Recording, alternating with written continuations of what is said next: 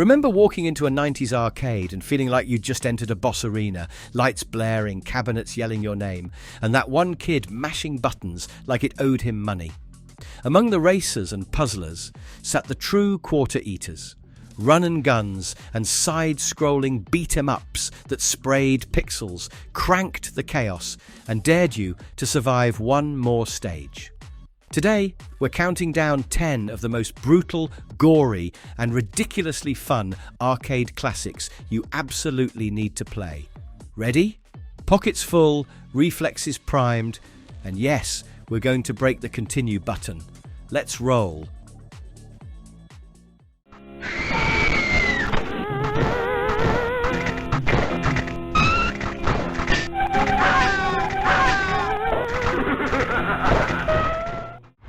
Chiller.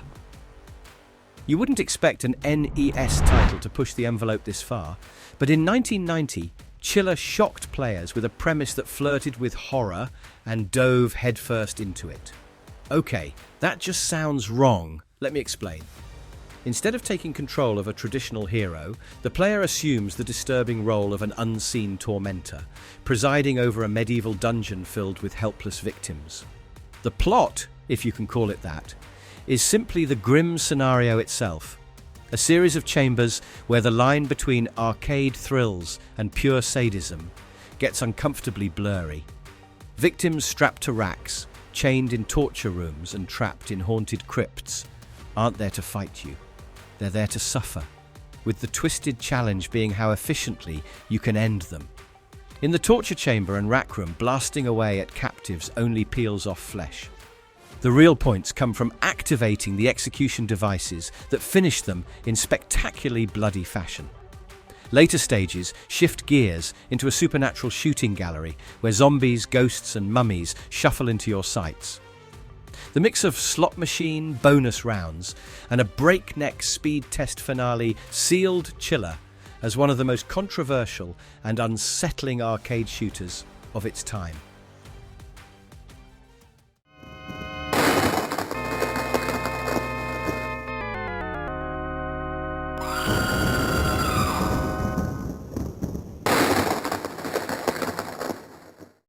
Splatterhouse. If Chiller revelled in cold sadism, the next stop is pure horror movie mayhem. Splatterhouse takes us into the cursed halls of West Mansion, where Rick Taylor and his girlfriend Jennifer stumble into a storm shelter that turns out to be the lair of Dr. West's twisted experiments. After being resurrected by the sentient terror mask, Rick transforms into a hulking brute, kind of like if Jason Voorhees had a Mayan artifact strapped to his face. The tragedy hits early. Jennifer, corrupted by the mansion's evil, mutates into a monster and dies in Rick's arms, setting him on a blood-soaked rampage. From womb-like corridors birthing fetuses to grotesque abominations crawling out of the mansion itself, every stage piles on more gore, until hell chaos rises for one last desperate clash. Gameplay backs up the carnage with a mix of beat-em-up simplicity and horror-infused variety. Rick's arsenal ranges from dropkicks and punches to gruesome environmental weapons, cleavers, poles, even a shotgun. Boss battles really stood out, and unlike most arcade bruisers of its era, Splatterhouse punished credit feeding, making victory feel truly earned. Bloody, bleak and brilliant, this was horror cinema turned playable nightmare.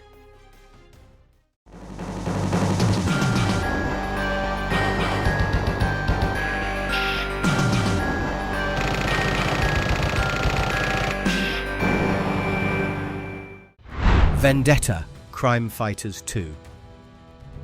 Trading haunted mansions for mean city streets, Vendetta brought Konami's signature arcade punch right into Dead End City. The setup is pure action movie grit. The Cobras, a gang of 4 streetwise fighters, Blood, Hawk, Boomer and Sledge, find their 5th member, Kate, kidnapped by Faust and his sadistic Dead End gang. With Faust aiming to control every gang in the city, the heroes storm into hostile turf, fists and feet flying, determined to smash through wave after wave of thugs and drag Kate back from captivity. It's a classic damsel in distress tale, but the atmosphere, moody back alleys, grimy bars, and endless gangland showdowns gave the story a darker, nastier edge that made arcades buzz. Konami stripped away the standard jump button, focusing instead on gritty two-button combat, punch and kick, plus a draining but devastating combo move that sent characters skidding into enemies. Knocked down opponents weren't safe. You could keep pummeling them on the ground, a brutal innovation for the genre. Weapons ranged from baseball bats and knives to the rare shotgun that packed a real punch. After battling through bosses and even rematches in the final gauntlet, the game looped back harder, daring you to survive a tougher dead-end city.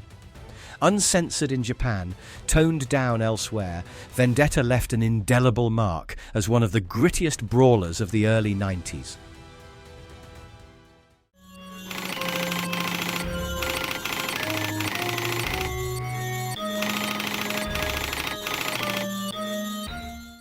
Beastbusters.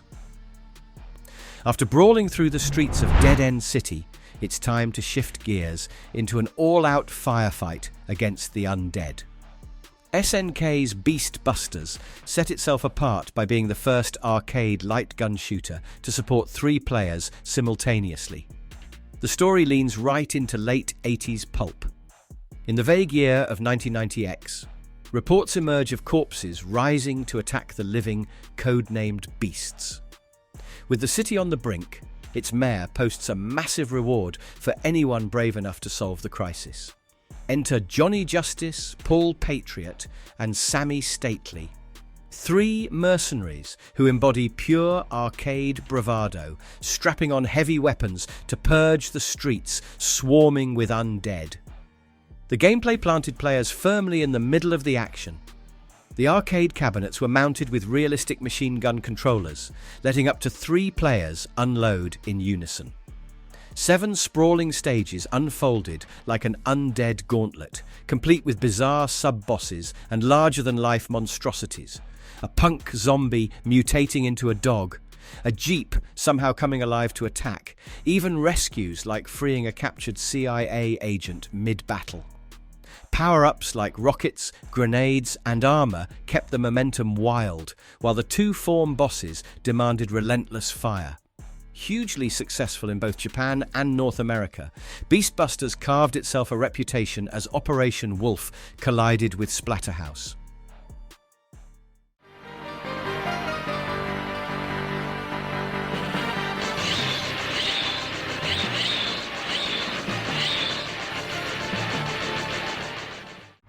Alien vs. Predator.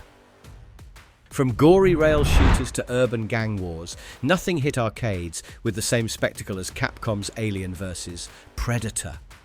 This crossover mashed 2 iconic sci-fi franchises together, and it created an entirely new story worthy of the big screen.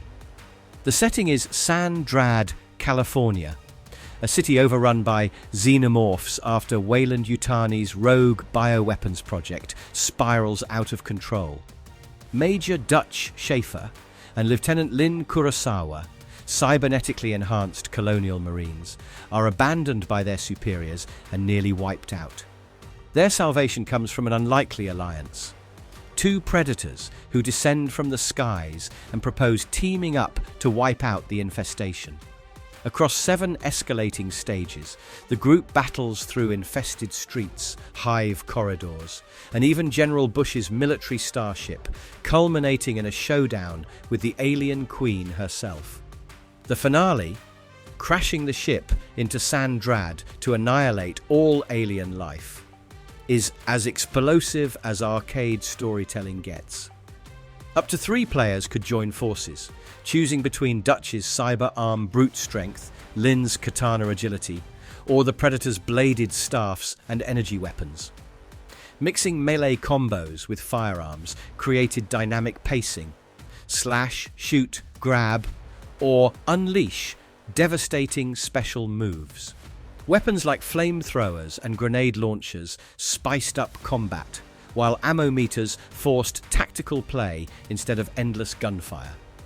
with buttery smooth animation, responsive controls, and some of the most atmospheric sprite art of the 90s. Alien vs. Predator set the gold standard for team-based arcade brawling.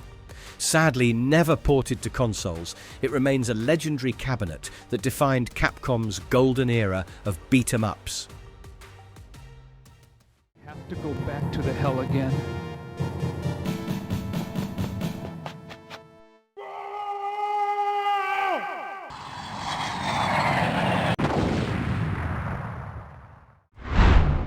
NAM 1975. If Alien vs. Predator brought sci-fi spectacle, NAM 1975 grounded players in the mud, smoke and paranoia of the Vietnam War's final days. The story follows two American soldiers, Silver and Brown, recalled into action when ex-US Army scientist Dr. R. Muckley and his daughter Nancy are kidnapped. It really begins as a straightforward rescue, but spirals into something darker. As they march through Da Nang and beyond, it becomes clear their plans are constantly exposed. There's a spy in the ranks. Nancy is fatally wounded before she can reveal the truth, and interrogations reveal that Muckley himself has gone mad, plotting world domination with a doomsday laser cannon. The tragic twist reframes the mission from rescue to prevention, ending in a brutal showdown where one mistake can cost not just the war, but the world. Gameplay brought that tension to life in a shooting gallery format inspired by Cabal, but more cinematic.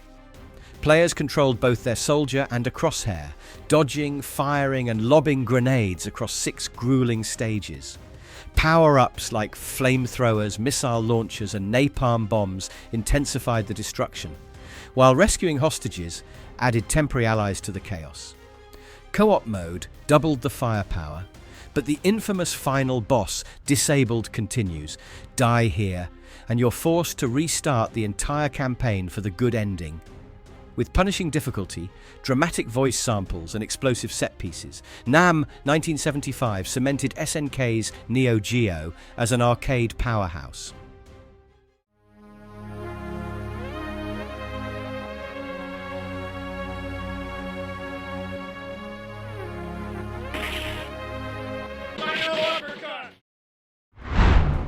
Cadillacs and Dinosaurs. The early 90s were Capcom's golden years, and Cadillacs and Dinosaurs might be one of their wildest creations. Based on Mark Schultz's Xenozoic Tales comic, the plot thrusts players into a post-apocalyptic 26th century where dinosaurs coexist with humanity, and greedy hunters are driving them into violent chaos. The Black Marketeers have turned poaching into a global threat, with the masterminds ranging from sadistic Vice and Butcher to the twisted Dr. Simon Fessenden, who uses genetic experiments to create grotesque dinosaur-human hybrids. 4 unlikely heroes: mechanic Jack Tenrek, diplomat Hannah Dundee, engineer Mustafa Cairo, and powerhouse Meso Bradovich unite to dismantle the network, fighting through swamps, deserts, and the colourful city in the sea. Betrayals, transformations, and even a final boss mutating into a 3-headed abomination bring the narrative to pulp sci-fi perfection. Up to 3 players could fight side by side across 8 meaty stages, unleashing special moves, team attacks, and environmental weapon carnage. Firearms like shotguns and explosives added variety, while neutral dinosaurs rampaged unpredictably, damaging both heroes and enemies. Boss encounters demanded cooperation, and the infamous game over sequence, a thug pointing a gun straight at the player's face, gave every continued screen a sense of panic.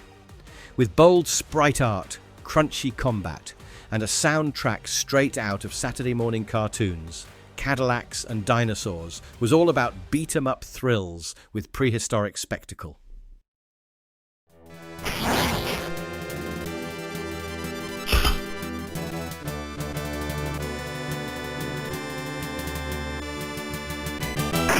Operation Wolf. Operation Wolf. Before zombies, aliens and dinosaurs filled cabinets, Tato's Operation Wolf set the tone for military-themed light gun shooters. The story casts players as Special Forces operative Roy Adams, parachuted deep into hostile territory with one mission: rescue hostages from a brutal enemy regime. Across 6 linked stages, the story unfolded like a gritty action flick. From dense jungles to heavily guarded camps, and new victories revealed new intel. After interrogations, ambushes, and escalating skirmishes, the final push into the concentration camp delivers the climax, with endings changing depending on how many hostages survive. Unlike most arcade shooters of its era, failure carried weight. A bad end might show Adams dying or civilians lost forever, making every shot matter. The gameplay pushed immersion through its iconic Uzi-shaped controller, complete with recoil simulation. Players sprayed fully automatic fire at soldiers, vehicles and helicopters, while a secondary grenade button cleared crowds with explosive force. Ammo and grenades were limited, demanding sharp aim, though clever players could blast supply crates or snag special power-ups like the temporary unlimited ammo machine gun. Every projectile, from missiles to mortar shells, could be shot out of the air, turning survival into reflex-driven chaos. With its mix of realism, urgency and cinematic presentation, Operation Wolf became a global smash, defining the military rail shooter and inspiring countless imitators throughout the 90s.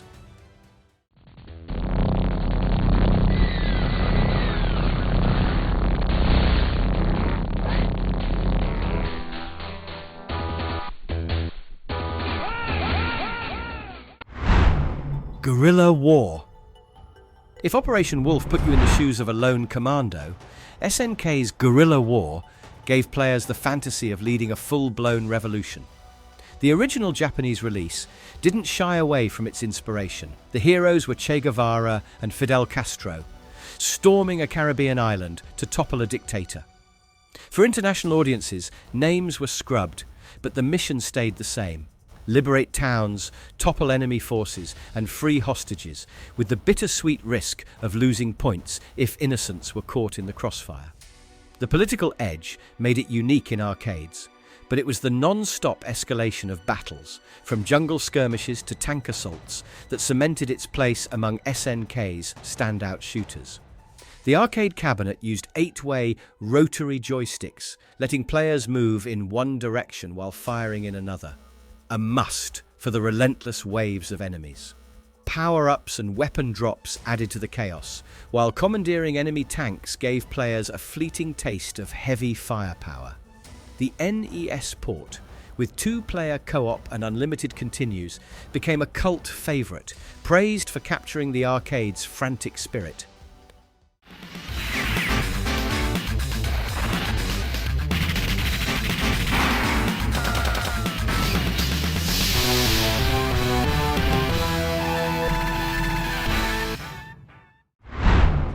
Shock Troopers. By the late 90s, SNK had already mastered the art of run-and-gun mayhem, but Shock Troopers pushed it to another level. The plot drops you into a high-octane rescue mission. The terrorist group Bloody Scorpions has kidnapped scientist George Diamond and his granddaughter Cecilia to harness Alpha 301, a drug that mutates ordinary people into super soldiers. With the world hanging in the balance, an international squad of 8 mercenaries is dispatched to cut through the terrorists' forces and dismantle the operation before it's too late. It's a setup straight from an explosive action flick, and the globe-trotting cast gave the game a diverse flavour. Players could roll solo in Lonely Wolf mode, or assemble a 3-member team in Team Battle, switching characters on the fly for strategic advantage. Every soldier came with stats and devastating special weapons, from grenades to screen-clearing bombs. Routes diverged through mountains, jungles and valleys, letting you carve your own campaign before funneling into boss gauntlets. Precision controls supported strafing, dodging, melee grabs, and 8-directional shooting, keeping every firefight fluid. 7 stages of relentless chaos culminated in an aerial showdown with the enemy commander. Co-op added the ultimate thrill, and with power-ups, branching paths, and SNK's trademark sprite polish, Shock Troopers capped the decade as one of the most explosive run-and-gun experiences ever released. And that's 10 of the goriest, most chaotic, and flat-out thrilling run-and-gun and beat-em-up arcade classics the 90s had to offer. These games cranked up the action, splattered the screen with enemies, and left us walking away from the cabinet either triumphant or broke on tokens. What's amazing is how different they all were. Horror-inspired nightmares, political uprisings, alien wars, dino smashers, and over-the-top mercenary missions, yet every single one delivered. So which of these brutal classics have you played? Don't forget to like, share, and subscribe for more dives into retro madness. Until next time.